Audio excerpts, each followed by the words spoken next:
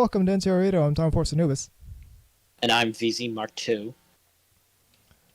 So, what's been going on, VZ? Nothing much, really. Actually, before we say anything, I should comment. So, this is going to be the first episode of NTR Radio Volume 2. So, yeah, I told you I'd come up with a name for the soft rebrand. Because we've messed so much with the format that it's kind of a different show now. So as a result, I think it's time to sort of Volume 2 or something like that. Yeah. So you will also notice that on the YouTube, we're now streaming using the actual NTR Radio YouTube channel, which has existed for years, but we've never used it, save for me posting some clips years ago.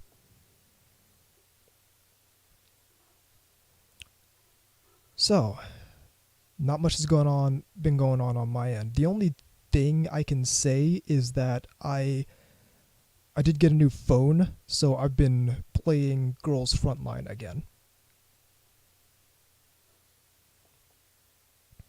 That's about it. I did see a new. I did see Yoshi. What's his name? Oh, Yamakan's masterpiece. His F you to the otaku, basically, if you would. Which one? Well, his recent one, called Twilight. It's a 45-minute movie that came out. I think it came out last year, but now it's on it's on Blu-ray in Japan. So I watched that because it's Yamakan. I had to see, and it was short. And you know what? It actually wasn't like bad in the way that I was secretly hoping it was going to be. No, I was hoping it was going to be like a dumpster fire. It's just. It seems like he's just trying to do his own like sort of sound euphonium thing, crossed with like every sort of first love, young love type of thing in high school.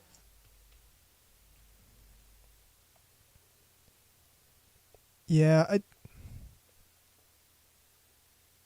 but there was one scene that was like, oh yeah, oh you Yamakan, oh you, because it was like a culture festival scene, and you see the Haruhi Suzumiya characters in the background first. Of course. Yeah. And I'm like, oh, Yamakan, a decade later, and still hasn't gotten over his firing over from Kiyoani.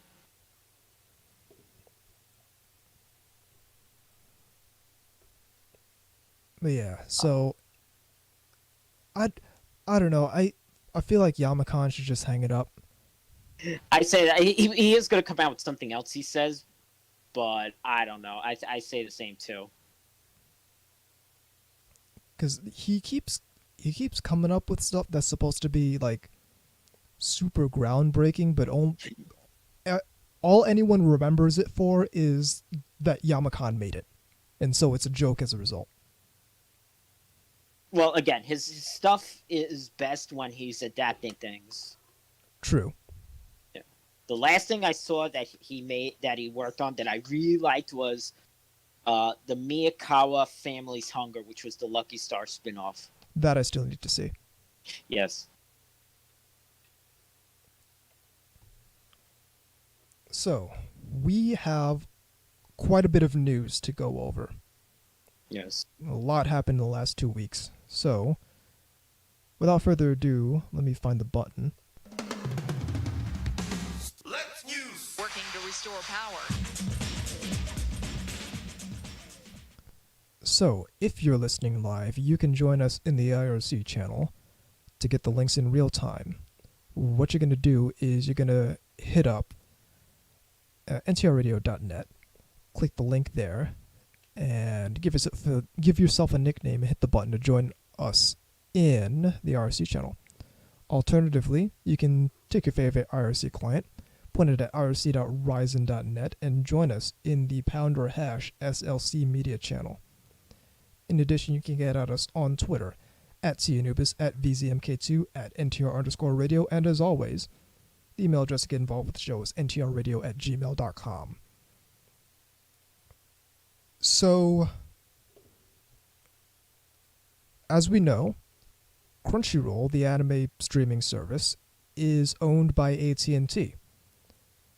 And we found out over the course of the past 2 weeks that AT&T is collectively smoking crack. So this is going out into the IRC right now. This is from Variety. Warner Media looking to sell Crunchyroll anime streaming service for at least $1 billion. And so what... You should have said it like God. Like Dr. Evil? Yeah. $1 billion.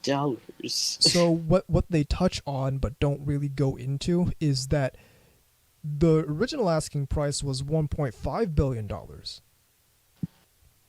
Now, for those not versed in mergers and acquisitions, the buying and selling of companies, the reason that AT&T is smoking crack is they originally tried to sell to Sony for $1.5 billion. Sony said, lol, no. And the reason they said that is because back in 2017, when Sony acquired Funimation, that acquisition was $140 something million, which for 95% of the company, which puts the entire worth of Funimation as a company in 2017 at $150 million. So AT&T is trying to get an order of magnitude more than that for Crunchyroll. And like I can't say that I know the internal financials of any of these companies, but I can say just from observation that I don't think that Funimation is like, I don't think that Crunchyroll is 10 times the business that Funimation is. There's no part of me that thinks that we're going to multiply that by an exponent right there. Which one you're saying is bigger, Crunchyroll or Funimation? So if we're looking realistically, I think not knowing the internals of these companies, I think they would be about the same size. Considering, so Crunchyroll's doing a whole bunch of Crunchyroll might be a little bit bigger. So because Crunchyroll's doing a whole bunch of extra stuff, but they're not pressing discs. They're not putting out physical media and all the marketing and whatnot that's involved with that. Certainly pissing money away on projects that never transpire. And Guardian Spice. Ooh. And here's where it gets interesting. So the reason AT&T is looking to sell off Crunchyroll is because they're like $151 billion in debt. Oh, you know what? You know what else? The rumors that they want to sell off is DC. Yep. Yeah. So basically, because American Comics is in the toilet. Oh yeah. The stockholders for AT&T are not happy that they've been in $151 billion of debt, and so they're looking to offload some of these companies and some of these brands that AT&T has, and Crunchyroll is on that chopping block. Now, here's what I think is going to happen. Well, here's what I think might happen. Because we know that Sony is looking to expand their presence in the anime space. They've said that. But they're not going to pay $1.5 billion for Crunchyroll. I doubt they're going to pay $1 billion for Crunchyroll. They're going to wait until it... And again, not knowing anything about the financials, just as an observer, I think they're going to wait until it gets under $500 million. Like, that's going to be the sweet spot. Unless a bigger company comes in and snipes them for between $1 billion and $500 million. That might be something that happens. but I don't think that's going to happen because I don't think there are many companies of that size that really care that deeply about anime. Stupid question. You So, don't think Disney no would, stupid question. Disney, I don't think Disney would go for that. Actually, it'd be a long shot. I think Sony would get to them first. I don't think Disney really sees that kind of value in anime as a whole. They certainly see value in Studio Ghibli, but I don't think they don't own they don't own the Ghibli stuff. They're not releasing. They don't own Ghibli it. On Disney. They don't own it anymore, but they used to. So yeah, they certainly see value in that, but I don't think they see value in anime as a whole. So I think if Crunchyroll gets acquired, I think it's going to be Sony that acquires it. And if they don't get acquired, the best case scenario if they don't get acquired is that the company gets gutted and everything gets rolled into Verve, which is something I've expressed on this podcast before. I don't, again, and I've been saying this for like 2 years, I don't think Crunchyroll is going to be around as an independent brand within the next 5 years. But so if they don't get acquired, they either get rolled into Verve or rolled into HBO Max. Because the company's going to get gutted. It's not going to resemble a shell of its former self. It might still exist as a brand, just to independently brand off some of that anime content, but otherwise the company's going to get gutted. I think even if they do get acquired, the company's going to get gutted. I don't think Crunchyroll Expo survives an acquisition. I don't think Crunchyroll Gaming survives an acquisition. I don't think Crunchyroll Originals. Yeah, none of that like exponential spending. I don't think Crunchyroll Originals survives an acquisition. I don't think the Anime Award survives an acquisition. I think that if they get acquired, the company's going to get gutted back to its core functionality, which is serving anime to people via a streaming service and over apps. Right. Which honestly might be the best thing to happen to Crunchyroll as a service. Because they've been. I just want to know why.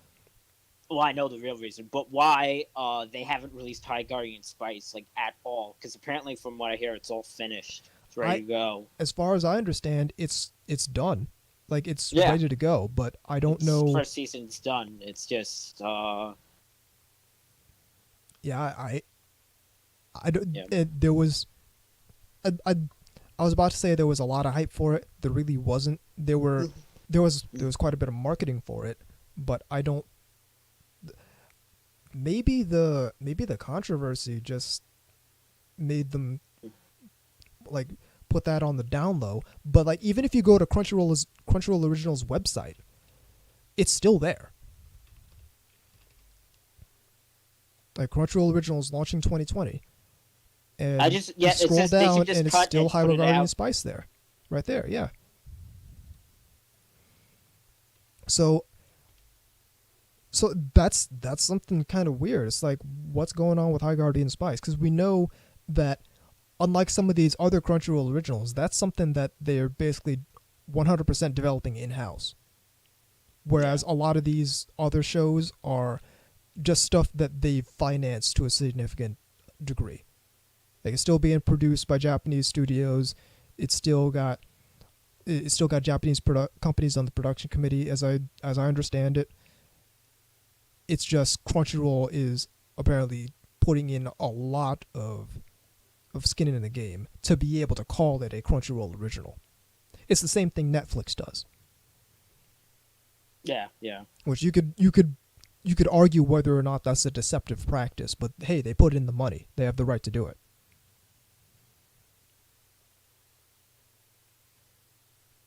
But so yeah, Warner Media, AT&T, they're obviously looking to get as much as humanly possible from selling Crunchyroll. I don't think they're going to get $1 billion for it. I don't think they're going to get $750 million for it. I think it's going to go below. I think it probably might go below 500 million, but I'm not an expert. All I know is that according to people who are experts or professional investors that I know, the Funimation acquisition was overpriced to begin with, and that was a $150 million company. So I don't think that the other biggest company in the sector, in the anime space, is gonna fetch $1 billion. I don't think it's that big a company. You're talking 1/20th of the entire Japanese anime industry. I don't think Crunchyroll is 1/20th of the Japanese anime industry. They'd be financing a lot more shows if that was the case. Yeah. So, speaking of Crunchyroll and streaming services and whatnot, Kissanime is dead. Dead. Yeah. Yep.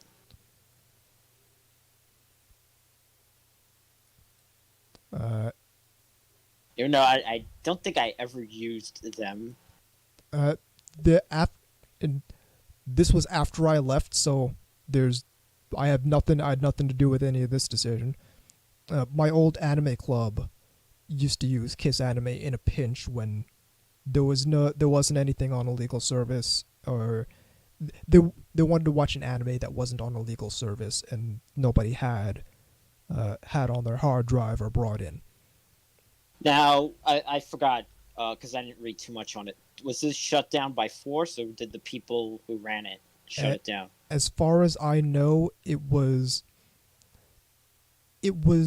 shut down by force, quote unquote, or you could say, quote unquote, the people who ran it voluntarily shut it down, which is to say, probably a significant threat of legal action. Right. But yeah, some interesting comments. Like as far as so it's sort of the people who used it. Well, so the people who had a vested interest in Kissanime, in the Western anime industry, kind of came out in force, and so this kind of happens every time Kissanime enters the public consciousness again. Anytime there's news about Kissanime or anime piracy in general. Yeah. The voice actress that was like, basically you should be buying everything. Well, no, it was a lot worse than that. Let me see if I can find this, because. Oh yeah. Basically, yeah. Well, what if there's these old things and it's like, well, then you should track down the tape. It's like, that doesn't, you're not thinking logically. Well, it's not that it's not thinking logically. It's that, are we trying to support the creators or not? Because I can tell you what doesn't support the creators is seeking out old tapes and buying them for. Not even buying like old DVDs or such. That doesn't do anything. It doesn't do anything for the creator. It does a whole lot for these stores out here who are selling out of print tapes and DVDs. Yeah, I made a cheeky comment on Twitter about like, but what if I want like a an obscure 80s OVA that like that at best was on Laserdisc. And here's the other thing about a lot of those things. A lot of those like, basically my secret fetish. A lot of those OVAs. A lot of them don't even like have like, you can't even find who owns these things. If you wanted to ever like, if anyone wanted to ever relicense them, even in Japan, it's like good luck. Good luck even finding the masters to some of these things. That's another thing. Yeah, that's the masters. the masters to some of the shit just does not exist at all. Probably. Like I said, the best you can ever do for some of these is if it was released on Laserdisc. Yes, that's what people don't realize about some shows trapped in licensing hell. It's not that they just were never licensed. Is that the publishers in the West don't know who to go to for the license. Like it's not that just they just never licensed it again. The license ran out and it changed hands so many times between when the contract was written and when the term is over. So nobody knows where to get the license from. They can't license it again. So sometimes that happens, and I guess this voice actress's argument is that we shouldn't watch it. Yeah, no, listen, some people like us who want to see as much as possible, that's like not, again, they're not thinking the way. Well, so it's like there's no way to approach that argument that really satisfies everyone, that's reasonable. So like, Yeah. okay, so I was around for the Evangelion Platinum Collection. I've got one volume of it. So Yeah. you can make an argument if you were a dumb person, if you were an unreasonable person, you can make an argument that I just shouldn't own I shouldn't watch Ava except on Netflix. Or if you between when ADV lost the license and when Netflix picked it up, I should never watched Ava, except for the like 6 episodes I have on the one volume of the Platinum Collection that I have. So I can watch from the fucking second phase of the Raimiel battle all the way up to when Asuka drops in the volcano, and that's the only Ava I can watch because that's the only Ava that I legally own because it's out of print. But what about when it wasn't for a long time between when Bandai dropped the licenses and when Right Stuff, when Bandai Entertainment died and when Right Stuff picked up all the Gundam licenses, that stuff was in limbo. Yeah. Like 0083 was in limbo. 0080 was in limbo. And 0080 came out before I was born. So the real solution according to this voice actress, is I just shouldn't.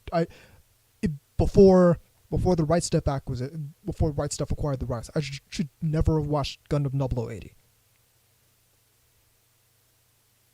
There's some stuff from like the 70s, the 80s that you cannot get anymore legally. So yeah, good luck trying to find some of these really obscure hentai OVAs from like the 80s that are like don't even have like entries on ANN. Because there's a lot of them that just are not documented properly. But I still would love to see them just to say, hey, Yeah, and I guess the argument is that you just shouldn't watch them. And the way this is worded is so... It's wild because... Okay, so the apparent response is you're not supposed to watch it.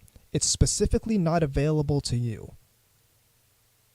Which is a weird wording to me, because saying that it's specifically not available implies that it was deliberate, that an anime is just not available in a region. Which is also to say, like, what if you live in Nicaragua and you're through the wonders of satellite internet, you've discovered anime and it's a thing you enjoy, but there aren't any companies that see that it's profitable to license anime for Nicaraguan consumption. Well, here's the other elephant in the room that came out of this was most of the people was like Southeast Asia was like Kissanime's biggest viewership, Oh yeah. from what I've heard. But because that's who.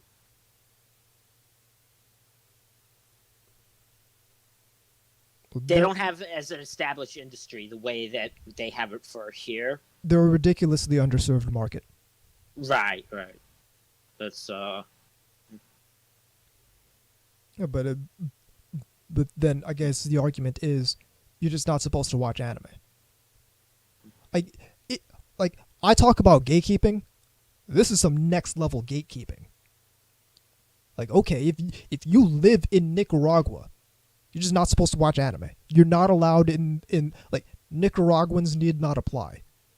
Like, that's basically what we're saying. Is like, Indonesians do those countries need even not have apply. animation? Not as an insult. I'm just legitimately curious. I'm sure they have to some extent, but like, I would guess that a lot of their visual culture kind of has to come from other countries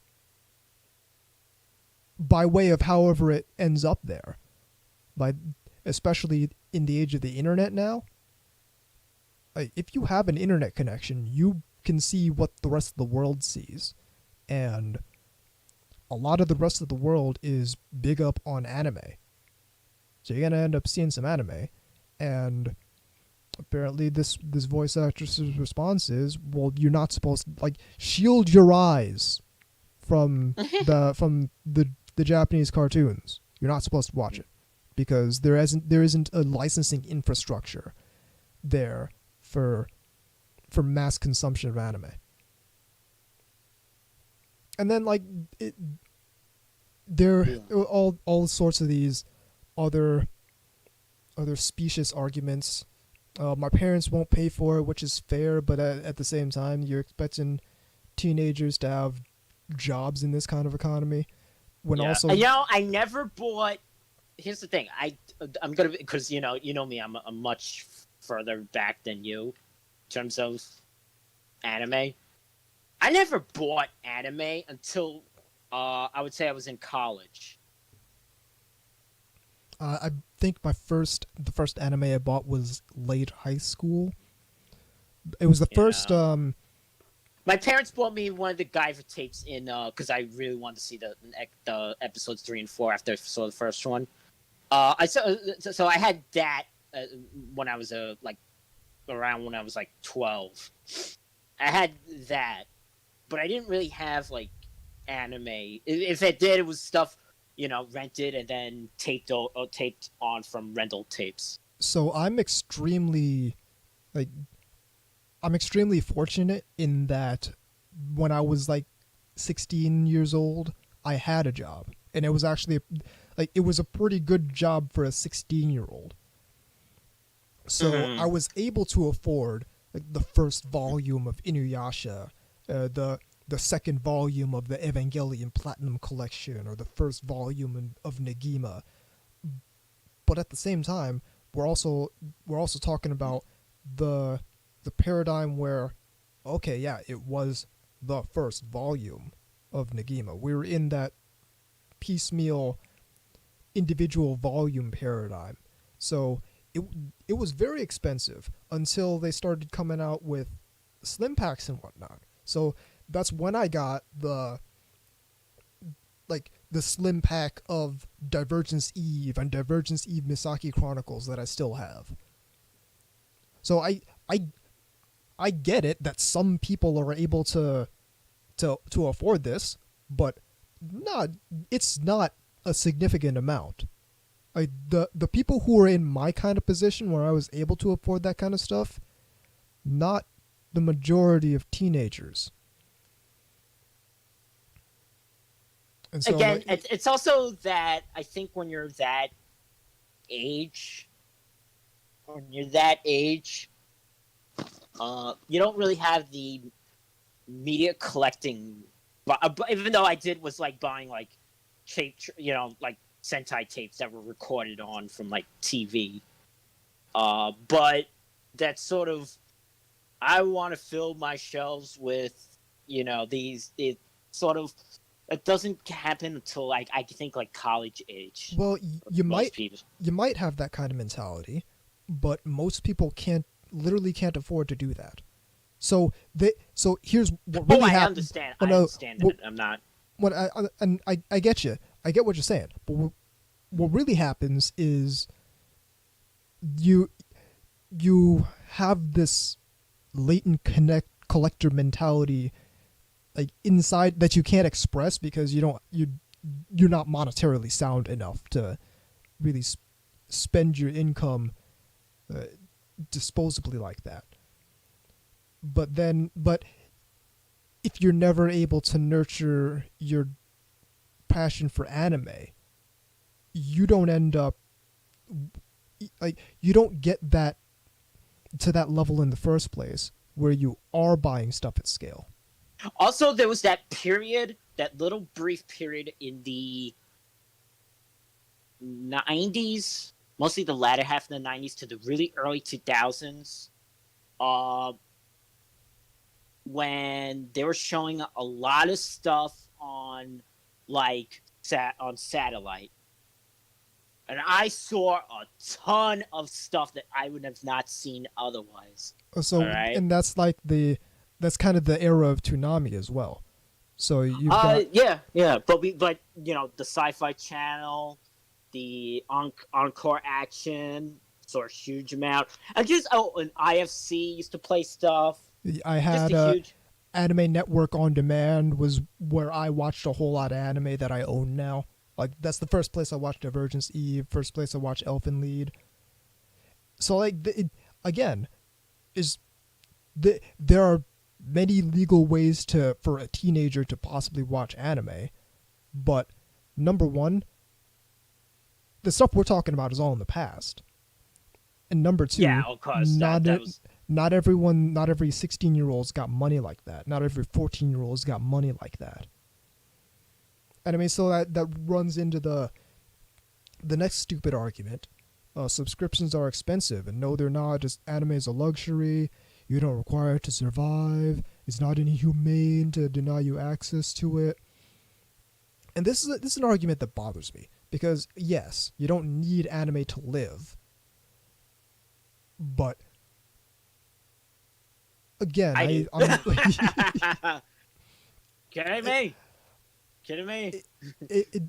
So, like, and this is that idol master. This is a comment I made on Twitter. It's like, listen, I'm extremely fortunate to be in a position where I'm able to, over time, of course, spend over $3,000 on anime figures. I'm extremely fortunate to be in that kind of position. I don't know everyone's situation. I can't profess to know everyone's situation. And most importantly, I have no desire to deny someone the joy that I get by watching anime just because they don't have as much money as me.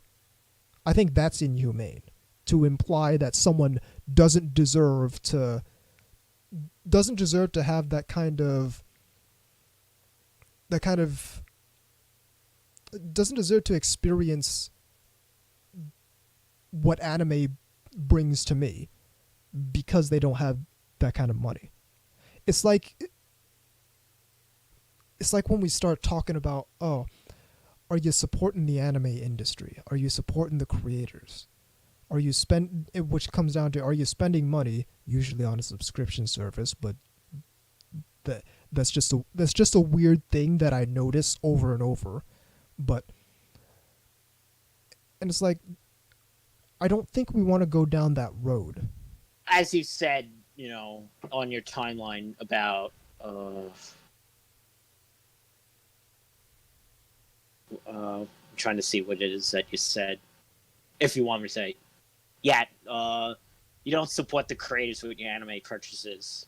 You do it out of buying it because you really like it. And it's a good product. It's that, and I don't think we want to go down this road of value judging people as fans based on how much they spend. I really don't think we want to go down this road, because number one, it number one, you're just value judging people based on how much money they have, and I think we all think that's wrong. And number two, I feel Which like is hilarious coming from some of these people because we all know what these, Right. you know. Yeah, but number two But I won't is say. I feel like I don't think a lot of these people would win out in that battle. I think I think you'd find that quite a few more anime pirates than you think are the people out here also buying things like Aniplex releases, buying things like anime figures. Where They're if we were to testing out. They gotta view it as people need to view piracy as a sort of testing before you buy. it's a try before you buy, and if you and Right. here's where it gets down to what I think, like, what really bothers me about this entire argument is like, okay, assertion, argument, but I don't want to watch dubs, but don't want to watch ads. Can't sit through 60 seconds of ads, really? And Cool in the Gang, ad-supported content, we all know how that works.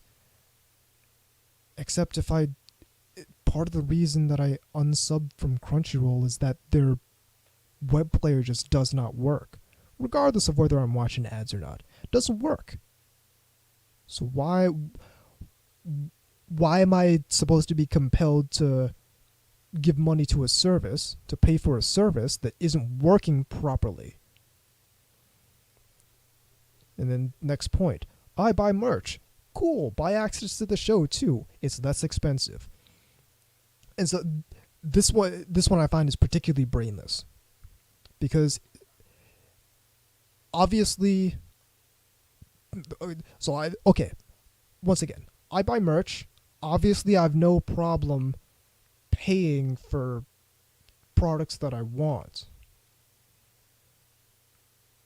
So if something's less expensive, obviously I have the money to buy it if I'm buying $150 anime figures. There must be something wrong with that product or service to make me not want to buy it. And I guess that's lost on some people. What it comes down to is I feel like some of these people think that the Western anime industry is a charity, and that they're entitled for you to spend money on it because they're ostensibly providing you with anime. And it's like, no, this is a market. I'm a consumer in a market. I buy products that I want. I don't buy products that I don't want. Make a product that I want, and I'll spend money on it. I subscribe to High Dive because the service is good. I like what they do. I like their anime catalog. But there's a reason I don't subscribe to Crunchyroll. It's because their shit doesn't work. I used to subscribe to Crunchyroll before they started getting super censorious and spending money on things that were not upgrading the quality of the core functionality. So they're doing all this extracurricular shit and their web player doesn't work. And then they add insult to injury by lying to people about the Danmachi game. So I'm like, okay, I'm out. I had by the time I had unsubscribed to Crunchyroll, I had not used that service in years. So it was all I gave Crunchyroll like 1.5, 2 years worth of just free money. I have no problem at all spending money on anime shit. But it gets to a point where, all right, I gotta be smart with my money, and subscribing to Crunchyroll is not me being smart with my money. You know what? I thought the same thing. This VA definitely sounds like Maria Antoinette. Yes. I was thinking the same thing, like the whole, let them eat cake. Yeah, I was thinking the same exact thing when I read that. It's let them eat kind of anime. Yeah, exactly. But it's weird. It's weird because this is something that's simple to me, and I guess isn't simple to people who work jobs in this industry. That this is a product to be bought. Also, here's another thing. Because I'm gonna have to bring up Justin Sudeikis. He said this once or one time, and he seems to not get. He didn't get that. He seems to think that people in Japan, the number of like sales of a show equals the number of fans. You know what I mean? Yeah, and that's far from true. Well, there could certainly be a correlation, but number one is that we, like, unless he has a significant amount of information that I don't, the sales numbers that we tend to get over here are not that they're not accurate, but they're incomplete. So a show with low sales could have a lot more sales than we actually know. They're just not reported.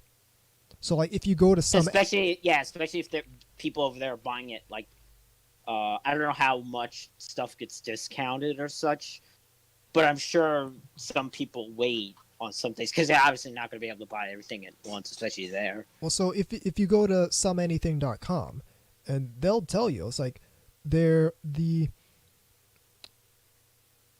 sales numbers here, where's the data come from? The sales numbers are accurate, but they're not incomplete. So from section 1 of their FAQ 1.3, where does the sales data come from? Every number you see here or anywhere that reports anime sales is compiled and published by Oricon Inc. They're the definitive source, but by no means perfect. So they're, again, accurate, but not complete, because they don't get all of the sales data, because on some level it's impossible to get, and on some level there's no reason to report all of it. So I can see that there's a correlation between a show's fan base and a show's sales, but it's if it's based off of incomplete data, that's one thing, and it's also just that, a correlation.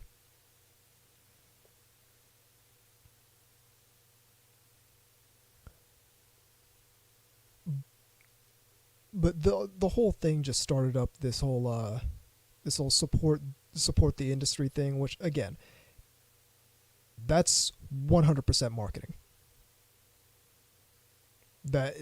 And you mentioned on the last episode we did, VZ, that article on ANN about how the animator working conditions problem is more an issue of poor accounting practices at the studios than it is anything else, really. And now I'm of the opinion that the production committee has nothing to do at all with animator working conditions. Yeah, those are two completely decoupled paradigms. They have nothing to do with each other at all.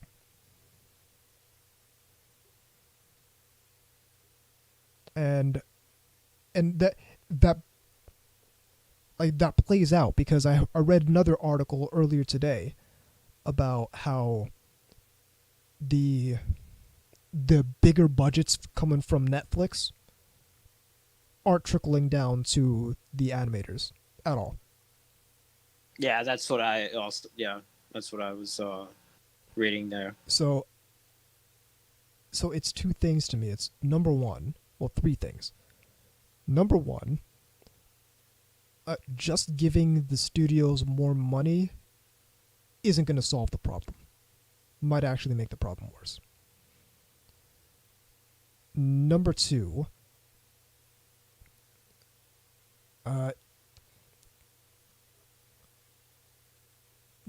is that studios need more, like, if they're going to increase their cash flow, they need skin in the game, and as a result, they need to get involved with the production committees of their own stuff they're working on at a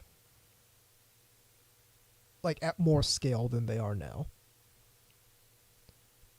And number 3, we need to stop with this support the industry stuff. Because we're not doing that. No matter what we do, unless we cut a check to JC staff. And realistically, even if we do that, it would get caught up in JC staff's bureaucracy and would probably never make it to a single animator. But unless we either cut a check to Well, I always hear the weird argument. I've heard maybe you've heard this argument. I don't know if anyone else says this. Like, maybe if you just write out a check to the animator. I mean, sure, if you want to do that. If you think anime is a charity and you want to... The animator's been paid. It might maybe not they be... should be paid more. It might not be... Maybe they should have a union. I don't say that. They say it. This is stuff I've heard. Their pay might not be as much as we think it might be, and as much as we think it should be, and it might not be really enough. They actually might be getting underpaid. I actually do think they are getting underpaid.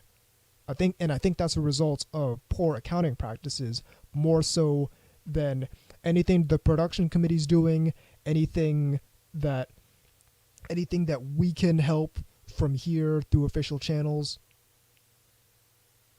And I've seen people say it time and time again, people who have a keener understanding of the industry than the average person is, including people who work in the industry. Is if you really want to support individual animators, what you should be doing is buying their independent work, buying their doujinshi, buying the stuff they sell at Comic-Con. Then you can make sure your money is going exactly where... I think you hit the nail on the head, and that we need to have a way from a reputable something or other, something reputable that, okay, I know about this animator. Let me put my money into this person's, That is actually I'm going to have to write that down. That's a business idea. What if someone started a website that, just... You can search up animators by what they've made, by who they work for, by, what they've done. And if they have that information, list out the independent stuff they're selling. Come on, we got to get Satoshi Ashihara another yacht or something.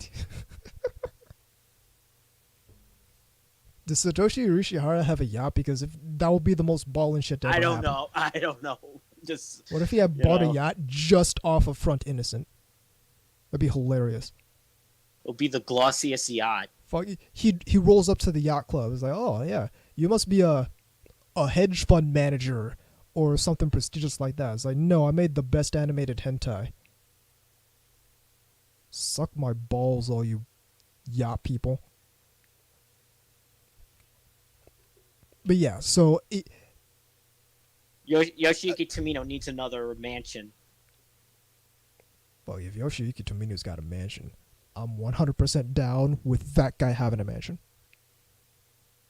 I have no problems with that guy having a mansion. If Yamakan had a mansion, I'd have problems with it. But Tomino, the guy deserves a mansion. Nah, I think Tomino's. I think Yamakan's probably I don't know, living under the bridge. Cardboard box. Written Yamakan's house.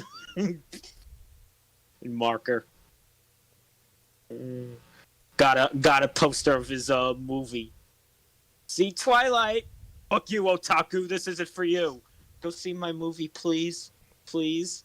Fuck you, otaku. I hate you, otaku. Even though I'm making things that, directly appeal to otaku, like schoolgirls and shit. But fuck you, otaku. Still making cute girl anime. It's up to except he hates Yeah, otaku. still At least the haven't people. let go of that KyoAni.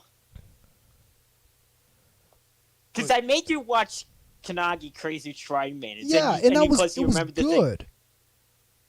But and he did that thing with the one scene in the karaoke with the Lucky Star cast. yep. And this is exactly what this is. This is like, yeah, I still haven't gotten over work. Yeah, KyoAni. Yamakan's just a hater. Like that's what he is. He's a hater. Also a sexual pervert, but he's also a hater.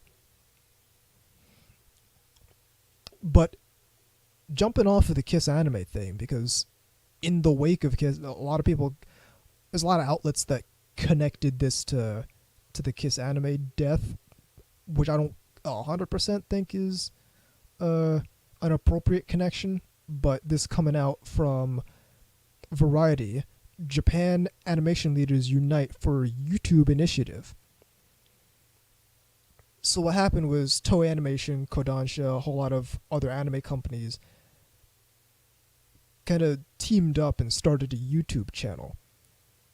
And the goal is to have 30 companies providing 3,000 anime titles by 2022 with 300 million views per month. They're calling it Anime Log. Tried accessing it, but you can't. Yeah,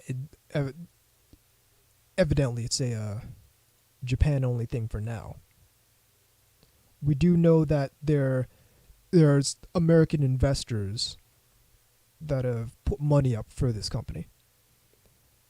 And now a lot of people are talking about how, oh man, if Toei Animation's on board, Funimation better look out. And all these American licensors better look out, because Japan's going direct. They're going straight to YouTube to put their anime there instead of going through the licensing companies. And I would be very cautious about putting my eggs in this basket. And here's why. So we had Aniplex of America, or we have Aniplex of America. And they came out and they started doing their thing. They started, like, when some of their licenses ran out, when Gurren Lagann ran out, when Fullmetal Alchemist ran out from Funimation, they reacquired those licenses. They took them back in-house and did their own releases. And there was a big backlash because the releases are expensive, because they're priced more like Japanese releases. And they're aimed at collectors, so not everyone can afford to spend $100, $200 something on an anime set that has a bunch of extras in it. So other companies looked at that and said, hey, we're Pony Canyon, we're going to try that. And it didn't work out so well for Pony Canyon, because also you keep forgetting about Bandai Oniami's. Bandai Oniami's as well, which was more spectacular failure than any of the others. But I focus on Pony Canyon because it's indicative of one thing that is a problem with this business model. So Pony Canyon looked at that and said, hey, we want some of that Aniplex of America money. They seem to be doing very well. And they tried that. They came out with Pony Canyon USA and found out that nobody wants to pay $100 something to own Denkigai no Honya-san on Blu-ray. So the number of people who want to do that is about 6. So yeah, I remember they were doing like 3 volumes of the first season for Sound Euphonium. Yep. And it was like $75 each. Yeah. It's like yeah, $75 for the whole season.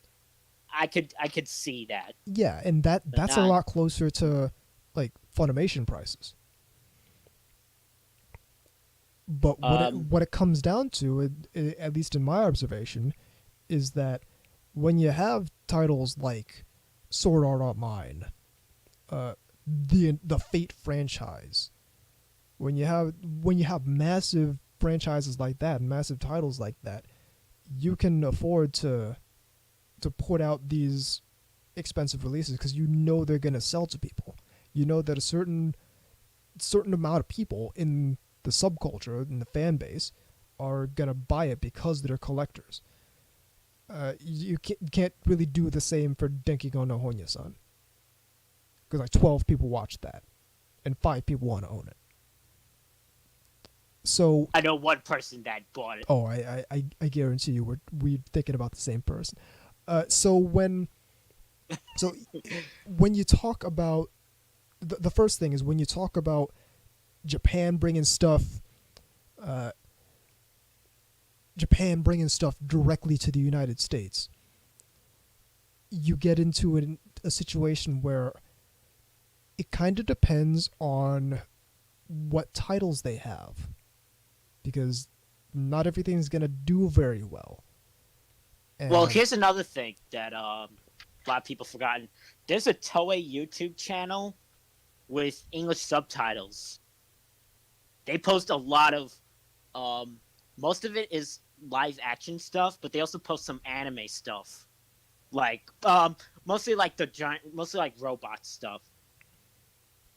Oh yeah, and that's some stuff that I guarantee you that nobody's willing to pick up the license for that, because here's the second part. Actually, some of that stuff has been picked up, but like some of the robot shows have been picked up by Discotech, so there is some value to it. It's just well, so here's the second part is the incentive for licensing this stuff out to Western companies is it's massive. So here's what happens. You're a production committee, you make an anime, Kenji Donuts anime licensing company comes up and said, hey, I want to pay you $200,000 to acquire the license, and what happens is we're gonna Kenji Donuts anime shop, we're gonna press the discs, we're gonna take care of the translation, we're gonna take care of putting the subtitles on it, we're gonna take care of the dub and all that, we're gonna do all the marketing, and you get to sit there and have $200,000. Like that'd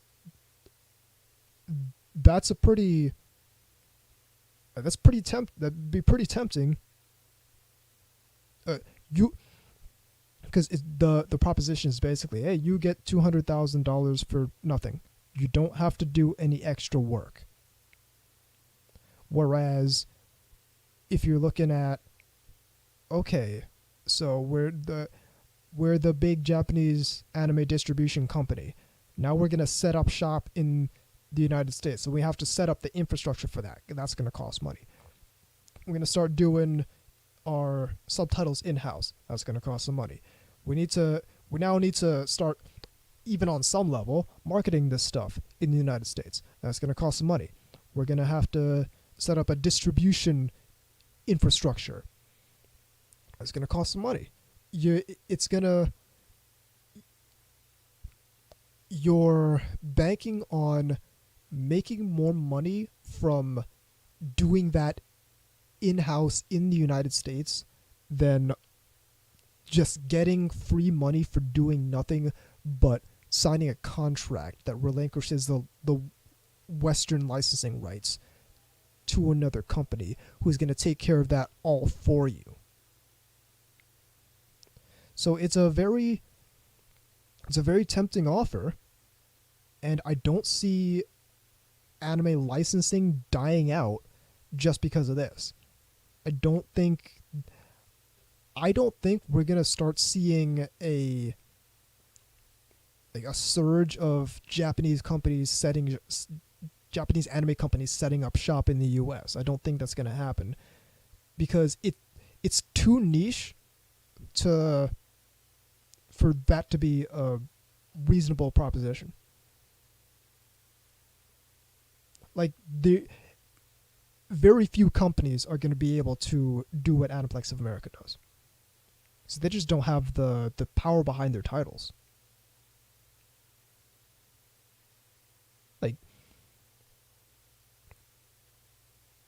even Bandai couldn't do it forever. Like they had to scale back their US operations significantly. And Bandai has powerful titles behind it. Now, they also made some poor business decisions with some of their brands, but I put in the chat Toei's Tokusatsu channel yeah.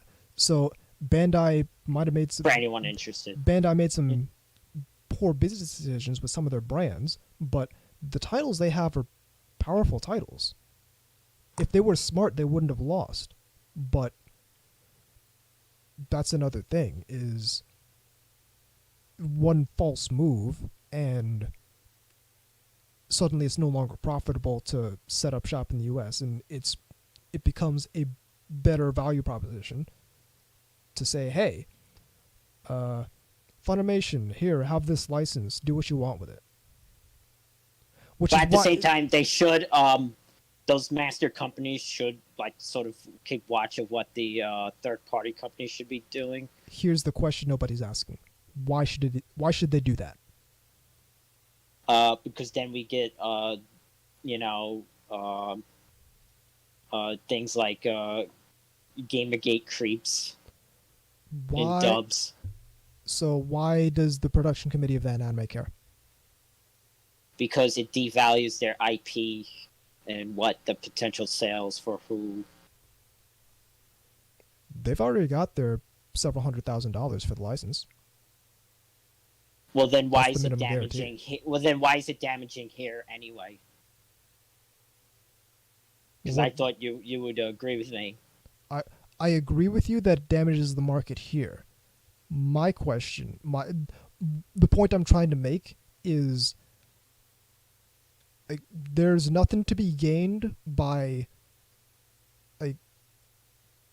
telling Japan what these companies are doing over here. And as I said in one of my articles on Otaku Entrepreneur, it's kind of a punk move. By doing that, we're kind of shirking our responsibility as consumers. Because I'm having trouble understanding your point, because I thought you would, I thought the point of was that you didn't like what the Western companies were doing. I don't like it. What I'm saying is there's nothing to be gained by running and telling Japan about it. The fact is, and this is another point I've made elsewhere, is even if we're talking as far as quote unquote supporting the anime industry, literally the best thing we can do from our position here is to create a healthy market, because that's gonna encourage more back and forth between the Japanese anime industry and the Western anime industry. And the way we create a healthy market is by, number one, holding the companies that we have here accountable, and number two, on some level, creating healthy competition. None of that involves running and telling Japan what they're doing, because they have no reason to care at all. Other than if here's the only instance where they have a reason to care. And like, this is something you have to run down, so I guarantee you it's not going to happen. So here's how we get Japan to care. Everyone collectively stops buying Funimation releases. Every single person in the anime community. And then we wait for Funimation to go under. Or almost go under. And then the Japanese anime industry has one less company to get hundreds of thousands of dollars for anime licenses from. And then they might say, oh, well, I wonder why this company disappeared. And now the market's shrunk because one of the major companies has vanished. And it's kind of worse off for everyone. Because it's not like is Crunchyroll going to pick up all those licenses that Funimation would have picked up? Is Sentai Filmart going to pick up all those licenses? I doubt it. Right Stuff? Discotheque? I doubt all that. Just the most valuable IP. Just the most valuable IPs. So all of a sudden we're no longer getting everything licensed anymore. So everything is worse for everybody. I see what you're... Yeah, okay.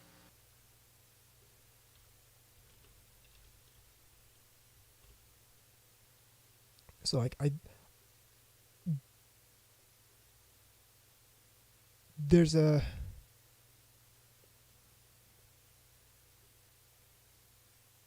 so like if you look at what happened with interspecies reviewers, the production committee already has their money, and Funimation has the license. So if Funimation doesn't want if they don't want this to get out, if they don't want interspecies reviewers released, Funimation could just not release it. That's like that reminds me almost the situation years ago when Sentai had Roku Boo, but then decided not to release it. They only had it for streaming. Yep.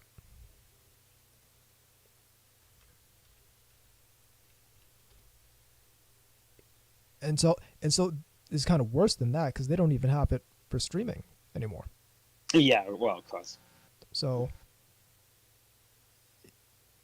and there's no way to, there's no way around that because they have the license and they can do what they want with it. Now, there's an argument to be made that we could have non-exclusive licenses, and that's something I've mused about before, but that's something that you would have to get you'd have to get the anime production companies to put their foot down and say, listen, we don't care if you're going to pay us a little bit less money, we're not giving this license to you exclusively.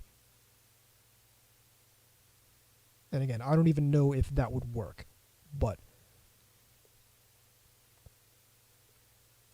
that's the thing. So I'm paying attention to Anime Log, but I don't think it's the messiah that people think it is. I don't think it's gonna save us from Crunchyroll and Funimation.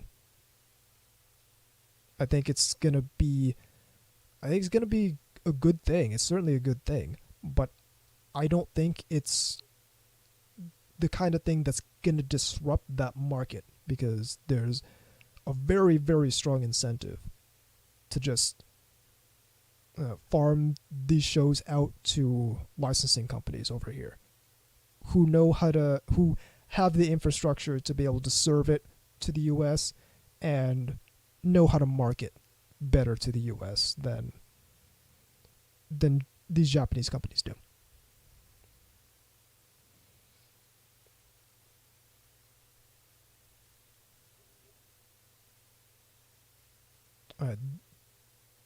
That's what I had.